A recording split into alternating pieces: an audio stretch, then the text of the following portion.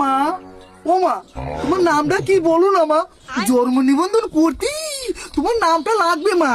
আমাদের এই পশ্চিমবঙ্গে 14 বছরের নিচে গরুকে কুরবানি দেওয়া যাবে না মা। তোমার নামটা বলো না মা, না হলে তো ফর্ম ফিনিশ হয়ে যাবে মা। সেজন্য ওই জন্ম নিবন্ধন বানাতে তোমার নামটা লাগবে মা। এ দাদা, সালা মা তো কোনো কথাই বলছে না।